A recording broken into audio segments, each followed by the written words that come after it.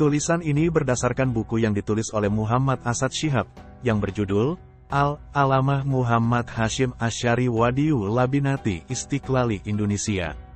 Semua informasi yang dipaparkan dan diuraikan dalam tulisan ini tidak lain adalah intisari atau bagian-bagian penting yang perlu untuk disampaikan kepada publik tentang gambaran besar seorang ulama, tokoh dan pejuang besar, Hadratus Syekh Kiai Haji M. Hasyim Asy'ari. Buku ini, Al-Alamah Muhammad Hasyim Asy'ari Wadiyu Labinati Istiqlali Indonesia, ditulis dan disebarkan di Timur Tengah sebagai media untuk menggalang dan menginspirasi kekuatan melawan kaum kolonial di seluruh dunia, bahkan sebagai pengakuan dunia akan peran besar beliau dalam kancah perjuangan menghapuskan penjajahan dan merebut kemerdekaan. Di dalam buku ini dinyatakan bahwa tidak seorang pun yang pernah mengenal Hadratus Syekh Muhammad Hasyim Asy'ari kecuali pasti menyebutnya dengan penuh penghormatan, penghargaan, dan kekaguman. Ini karena keistimewaan yang dimiliki beliau, yaitu akhlak yang mulia, kerendahan hati, kelapangan dada, dan keluhuran budi. Syekh Rabah Hasunah, seorang cendekiawan dari Al-Azhar, Mesir, yang pernah datang ke Indonesia dan pernah menjalin hubungan yang erat dengan Hadratus Syekh, menggambarkan tentang Kiai Haji Hasyim Asy'ari. Menurutnya, sepanjang pengenalan dan pergaulan beliau dengan Al-Alamah Al-Hajj Muhammad Hasyim Asy'ari, hubungan persahabatannya yang telah terjalin lebih dari 12 tahun itu, beliau mengaku tak pernah sekalipun melihat Hadratus Syekh berbicara kasar, marah-marah atau bersikap emosional. Baginya Hadratus Syekh selalu tersenyum ramah kepada setiap orang, bahkan sampai pada saat-saat paling genting atau saat-saat sulit. Hadratus Syekh Kiai Haji M. Hasyim Asy'ari adalah seorang yang tenang, sabar, dan tidak keburu nafsu. Menghadapi segala permasalahan dengan dada yang lapang dan tidak terseret perasaan. Karena itu beliau mampu memecahkan masalah-masalah berat sekalipun dalam situasi yang sulit dengan pemecahan yang tepat.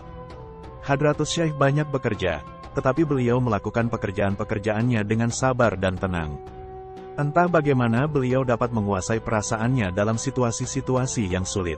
Ketika ada seseorang yang berbicara kepada beliau, Hadratus Syekh selalu mendengarkan dengan seksama, tidak menyela atau menyangkalnya. Baru setelah orang itu selesai berbicara, beliau menjawab dan menanggapinya. Beliau menanggapi setiap topik pembicaraan dengan tanggapan yang sesuai dan menjawab sesuai pertanyaan. Bicara beliau tidak pernah ngelantur kemana-mana atau keluar dari inti masalah yang sedang dibicarakan, tapi cukup memuaskan sebagai penjelasan, sehingga pendengarnya pun mendapatkan jawaban yang memenuhi hasrat dan keinginan.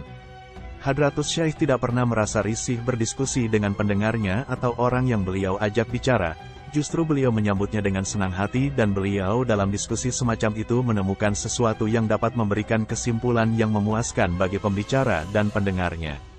Karena itu ketika berbincang dengan beliau, orang dapat menemukan keleluasaan yang cukup untuk sampai kepada kesimpulan yang melegakan hatinya.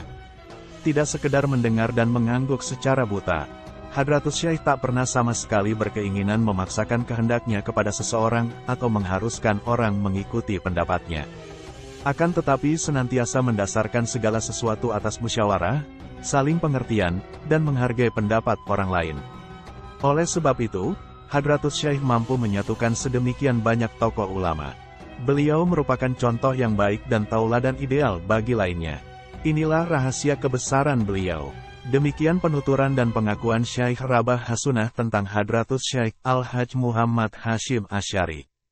Dalam catatan sejarah, Hadratus Syekh hidup pada masa yang penuh problematika dan kontradiksi, zaman Perang Dunia, kebiadaban, pembantaian, zaman revolusi dan pergolakan. Di dalam iklim yang penuh krisis ini Hadratus Syekh lahir sebagai pemimpin rakyat yang besar. Beliau meletakkan landasan bagi perjuangan bangsanya dan beliau memimpinnya. Hadratus Syekh berjuang demi tanah air dan bangsanya. Sebagaimana masyhur diketahui, Hadratus Syekh Kiai Haji M.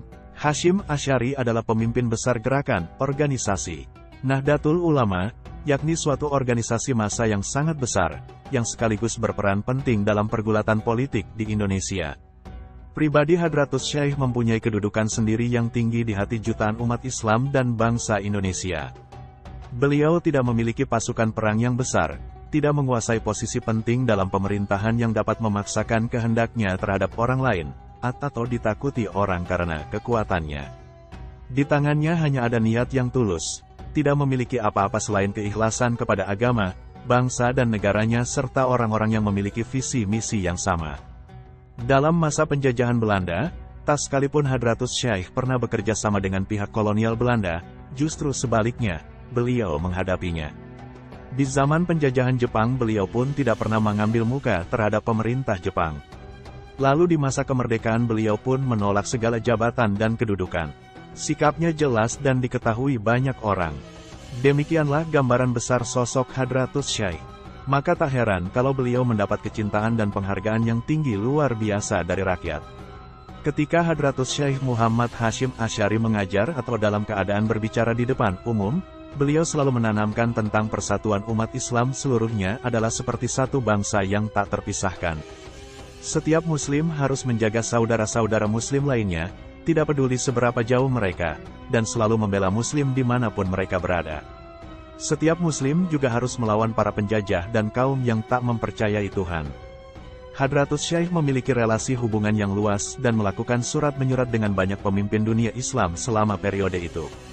Di antara mereka adalah Syekh Abdul Aziz As-Swalibi, Sayyid Diyauddin Asy-Syairazi, Raja Syakib Arslan, Raja Muhammad Abdul Karim Al-Hatabi, Sayyid Alawi bin Tahir Al-Haddad Mufti Johor, Muhammad Ali di India, Muhammad Ali Jinnah, Muhammad Iqbal, Sayyid Hibatuddin Asy-Syahrastani Menteri Ma'arif Irak, dan Ketua Dewan Et-Tamyiz, Sayyid Mahaguru Muhammad bin Aqil, Syekh Muhammad Jad Al-Maula, Syekh Muhammad Surur Az-Zankaluni, Syekh Yusuf Ad-Dajwi, Sayyid Muhammad Al-Gunaimi Et-Taftazani, Sayyid Mahaguru Mahdi Asy-Syairazi yang menjadi rujukan ulama besar, Sayyid Ali bin Husain Al-Atas, Syekh Muhammad Husain Ali Kasif Al-Gita, dan Mujahid besar Syekh Ahmad Arif Az-Zain, Sayyid Abdullah bin Alawi Al-Atas dan Sayyid Muhammad Al-Muhdar.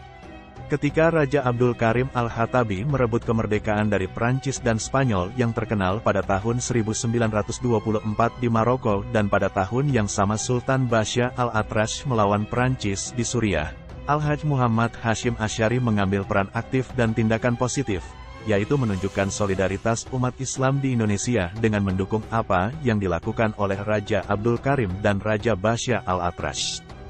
Ada demonstrasi, unjuk rasa dan banyak pertemuan publik yang diadakan untuk mendukung penuh setiap perlawanan terhadap penjajahan. Mahaguru Hasyim Asy'ari biasa berbicara di depan orang banyak, mengguncang perasaan para pendengar dengan retorikanya dan beliau berdoa kepada Allah agar menolong kaum muslim dalam perjuangan jihad mereka. Unjuk rasa besar Islam dan banyak pertemuan publik diadakan untuk menunjukkan solidaritas dan dukungan untuk para pejuang kemerdekaan Maroko, Suriah dan Palestina, terus mendukung saudara-saudara yang berjuang negara-negara tersebut, walaupun pada saat itu Indonesia sendiri masih mendekam di bawah penjajahan Belanda. Ketika melihat hal ini, Belanda khawatir bahwa perlawanan ini akan meluas dan unjuk rasa akan semakin besar dengan melawan Italia, Prancis dan Spanyol, sebab negara-negara ini memiliki hubungan baik dengan Belanda, benua Eropa, dan kepentingan bersama, yang akhirnya akan meluas dengan perlawanan terhadap Belanda. Oleh karena itu, Belanda mengambil tindakan keras terhadap gerakan-gerakan perjuangan kemerdekaan ini yang menyulitkan umat Islam. Belanda dan negara-negara itu bekerja sama menentang para pejuang. Belanda tidak ingin perlawanan ini berkembang melawannya, terutama jika kebencian terhadap penjajahan sudah meresap ke dalam hati para pejuang. Pada akhirnya, perjuangan yang telah dilakukan bertahun-tahun itu tidak sia-sia. Hadratus Syekh Hasyim Asy'ari masih sempat melihat Indonesia merdeka dan negara neraga Timur Tengah satu persatu juga merdeka dari segala bentuk penjajahan. Dan tidak berlebihan jika kemudian Hadratus Syekh Kiai Haji M. Hasyim Asy'ari diakui dunia sebagai peletak batu pertama kemerdekaan Indonesia. Al-Fatihah.